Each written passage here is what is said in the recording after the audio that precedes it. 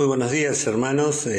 Quería compartir con ustedes un pensamiento sobre las maravillas de la gracia, tomando como base un texto que es muy conocido por nosotros, que está en Gálatas capítulo 2, verso 20.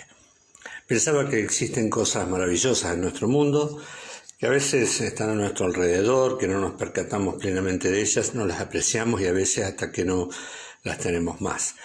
En el año 2011, una corporación mundial llevó a cabo una competencia internacional que había organizado elecciones para las nuevas 7 maravillas del mundo, en homenaje a las 7 maravillas del mundo antiguo que están en gran parte extintas. El objetivo de las elecciones es darle visibilidad a los lugares naturales más bonitos del mundo. Se presentaron un total de 400 sitios, 77 de ellos avanzaron a la siguiente etapa y finalmente se eligieron dentro de 30 finalistas a las 7 maravillas actuales. Una de ellas está en nuestro país, que son las cataratas del Iguazú. Sin embargo, quiero que por un momento nos concentremos en un versículo muy conocido de la Biblia y uno de los más enseñados que está en Gálatas 2:20, que dice así: con Cristo estoy juntamente crucificado, y ya no vivo yo, mas vive Cristo en mí. Y lo que ahora vivo en la carne, lo vivo en la fe del Hijo de Dios, el cual me amó y se entregó a sí mismo por mí.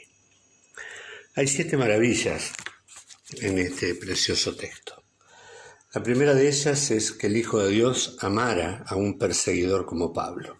Pablo dice, el cual me amó. Es fácil amar a alguien que se parece a nosotros, es fácil amar a alguien que me cae bien.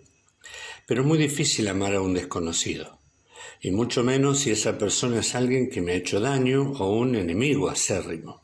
Y Saulo lo era un enemigo de la cruz, perseguía a los cristianos hasta la muerte, los asolaba, los obligaba a blasfemar a su Señor. Era merecedor de la condenación y de la peor de todas. Tanta rabia hacia los cristianos lo había transformado en un verdadero monstruo, una bestia salvaje, insaciable de sangre. Dice la Biblia que respiraba amenazas y muerte contra los discípulos del Señor. Quería destruirlos y no pararía hasta hacerles el mayor daño posible. Pero Dios tenía otros planes para Saulo. Y un día lo puso frente a frente con su autoridad. Y allí, en las puertas de la ciudad de Damasco, donde había llegado con su frenético propósito, su mente fue iluminada y comprendió que, a pesar de tanta locura en contra de Dios, él lo amaba y lo quería perdonar. Pasaron varios días para que pudiera asimilar lo ocurrido, pero finalmente comprendió que había sido prendido por Dios y a partir de ese momento comenzaría a predicar que el amor de Dios es tan alto, tan profundo y tan ancho como para alcanzar a un perseguidor como él. Por eso él escribe, el cual me amó. ¿No es una maravilla que Dios ame a pecadores sin que ellos hayan hecho nada para merecerlo? Al contrario, los hechos de cada uno de ellos, de nosotros, nos hace merecedores de la condenación más completa y duradera que se pudiera concebir por mente alguna. Sin embargo, Dios nos ama porque Dios es amor. La segunda maravilla es que el Hijo de Dios debiera ser crucificado. Muchas veces pensamos que Dios podría haber salvado a los hombres de otra manera, no sé, quizás con un decreto o enviando un ángel elegido al mundo en vez del Hijo, o poniendo alguna condición que los hombres pudiéramos cumplir. Pero ese pensamiento no es de acuerdo a la persona de Dios y sus perfecciones. Salvar a los hombres no era una tarea sencilla para un Dios santo y perfecto, que de ninguna manera puede pasar por alto el pecado, dar por inocente al culpable y dejar insatisfecha su justicia. No, el pecado debe ser pagado. Es una cuenta que alguien tiene que pagar de alguna manera, y la paga del pecado es la muerte. Lo que corresponde es que cada pecador pague por lo que hizo. Algunos pecaron más, otros pecaron menos, pero todos deberíamos pagar con la muerte porque somos todos pecadores. Todos nos desviamos, cada uno eligió su propio camino que lo alejaba de Dios. Todos ofendimos a Dios. Pero la primera maravilla dice que Dios ama a los pecadores como Saulo y como yo. La segunda maravilla es que Dios envió a su propio Hijo para hacerse hombre y transformarse en el sustituto de todos los hombres que creyeran en Él.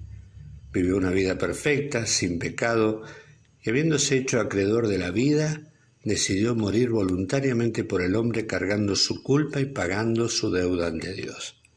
El autor de la vida gustó la muerte por todos, y la peor de todas las muertes, la muerte de cruz, la más salvaje que el hombre había inventado, la de la gran agonía y la extenuación lenta. ¿No es maravilloso? ¿Cuánto vale ese sacrificio? ¿Cuál es el precio que ha sido pagado? La tercera maravilla que nos dice este versículo es que Cristo se diera a sí mismo por pecadores. Esa maravilla que expresa Pablo en este versículo tan especial es que nadie lo obligó a Cristo a entregarse a morir por los pecadores. Él estuvo de acuerdo con el propósito eterno. Él se ofreció voluntariamente a hacerlo. Para nosotros que estamos destinados a morir en algún momento, antes o después, hacernos idea de la muerte puede llegar a ser un proceso que termine siendo aceptado naturalmente. Pero no podemos entender lo que la muerte significó para el autor de la vida, el dador de la vida, el que con su palabra dio vida y color a todo lo que existe. La muerte no es algo natural para Dios. La muerte es el destino de los rebeldes pecadores, pero no puede ni siquiera ser imaginada por Dios, que no puede morir. El Hijo y el Padre estuvieron toda la eternidad juntos, coexistieron eternamente. La muerte implica separación, y una separación dolorosa, porque en el momento en que el Hijo tomaba el lugar del hombre en la cruz, toda la ira, la santa ira de Dios, caería sobre él. El Padre cerraría sus oídos al clamor del Hijo y guardaría el más profundo silencio.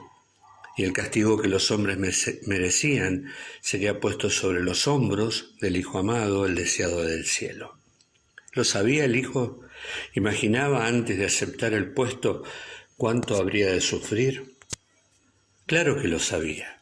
Y lo maravilloso es que a pesar de saber cuánto dolor y vergüenza tendría que soportar por una causa ajena a sí mismo, decidió entregarse igual para llevarla adelante. ¿Y por qué lo hizo? Porque quería salvarnos. Por eso, por el gozo que nuestra salvación posteriormente le ocasionaría, sufrió la cruz y menospreció el oprobio y la vergüenza. ¿No es maravilloso? Él se entregó a sí mismo por mí. La cuarta maravilla es que un hombre fuera a ser crucificado con Cristo. Pablo dice, ya no vivo yo, estoy crucificado con Cristo. El hecho de que fuera Cristo el sustituto efectivo y aprobado por Dios de cada creyente hace que esa muerte sea contada como propia, pero no solo como algo teórico, sino también como algo práctico. Para el creyente la muerte no tiene nada más que reclamar. El diablo no tiene más que reclamar. ¿Por qué? Porque ya morimos. ¿Y cuándo ocurrió eso? Cuando Cristo tomó sobre sí nuestros pecados y los llevó. Su muerte fue mi muerte, la que sufrió en mi lugar. Se transformó en mi sustituto. Entonces estaba muriendo en mi lugar y ante el divino acreedor, esa muerte fue mi muerte. Bendita transacción, bendito intercambio. Él murió para que yo tuviera vida. ¿Existe maravilla más grande? Morí en Cristo. La deuda está pagada. Nadie puede reclamarme nada. El documento que había en mi contra fue arrebatado de las manos de mi enemigo y clavado en la cruz. En quinto lugar, otra maravilla de este versículo es que un hombre crucificado puede seguir estando vivo. Pablo dice, ahora vivo en la carne. Acaba de decir que fue crucificado con Cristo, pero ahora dice, ahora estoy vivo. Lo maravilloso es precisamente no solamente que hemos muerto siendo crucificados con Cristo en asociación con Él, sino que también hemos resucitado con Él y hoy estamos vivos, y más vivos que nunca, porque nos hemos quitado de encima a nuestro gran enemigo, la muerte. Ella ha quedado sin el aguijón. Asusta, pero no puede matarnos definitivamente porque hoy ya estamos vivos. Escribiendo a los Romanos, capítulo 6, versos 12 y 13, el apóstol dice, no reine pues el pecado en vuestro cuerpo mortal, de modo que lo obedezcáis en sus concupiscencias, ni tampoco presentéis vuestros miembros al pecado como instrumentos de iniquidad, sino, dice, presentaos vosotros mismos a Dios como vivos de entre los muertos, y vuestros miembros a Dios como instrumentos de justicia, como vivos de entre los muertos. Es una maravilla que los que hemos muerto con Cristo vivamos como resucitados de entre los muertos. La muerte ya no puede enseñorearse más de nosotros, ni tiene ningún poder definitivo. La sexta maravilla es que Cristo, el crucificado, viva dentro de un hombre crucificado. Dice Pablo, vive Cristo en mí. En Colosenses 1:27 también Pablo dice, a quienes Dios quiso dar a conocer las riquezas de la gloria de este misterio entre los gentiles, que es Cristo en vosotros, la esperanza de gloria. Y cuando escribe a los Efesios dice, para que habite Cristo por la fe en vuestros corazones. La Biblia enseña que somos un templo donde mora el Espíritu Santo, que también es llamado el Espíritu de Cristo. A través de esa persona divina, Pablo da a entender que es el mismo Cristo que habita en nuestros corazones. Es la imagen de Cristo la que debe ir formándose en cada uno de nosotros. Y esa obra la hace el Espíritu. Y también el Espíritu toma de Él y nos muestra a Cristo, nos recuerda sus palabras, nos guía tras sus pasos y nos moldea para que Cristo sea formado en nosotros. Sin duda que es una maravilla inexplicable y majestuosa que la persona de Cristo viva en nuestro interior. Y la séptima maravilla dice que un hombre pueda vivir esta nueva vida por la fe en el Hijo de Dios. Dice, lo que ahora vivo en la carne, lo vivo en la fe del Hijo de Dios.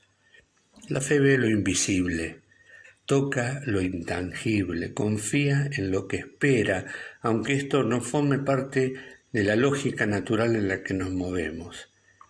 La fe se mueve en aquellas cosas que nuestros sentidos no pueden ayudar. La fe y no la vista, lo eterno y no lo perecedero, lo que no se ve, lo que se adquiere con los ojos cerrados, pero con la certidumbre plena en la persona que prometió.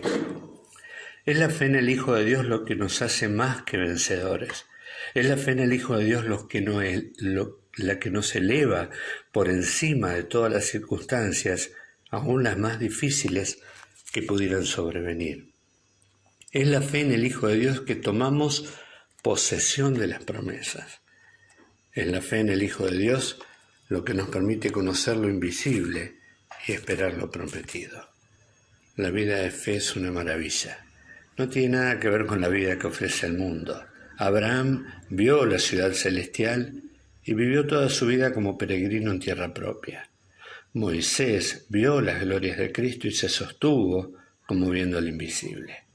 Por ella, dice el escritor de los Hebreos, alcanzaron buen testimonio millones de creyentes, yo le voy a agregar el número, millones de creyentes a lo largo de estos 2000 años, aún sin haber recibido lo prometido, y les permitió morir mirándolo de lejos, creyéndolo, saludándolo y confesando que eran extranjeros y peregrinos sobre la tierra. Esa es una verdadera maravilla. Hermanos, Pablo nos muestra las 7 maravillas de Gálatas 2:20. Que esta mañana, cuando salgas a la calle, al trabajo, al estudio o a cualquier actividad que tengas, puedas maravillarte de lo que Dios hizo contigo. Que el Señor nos bendiga.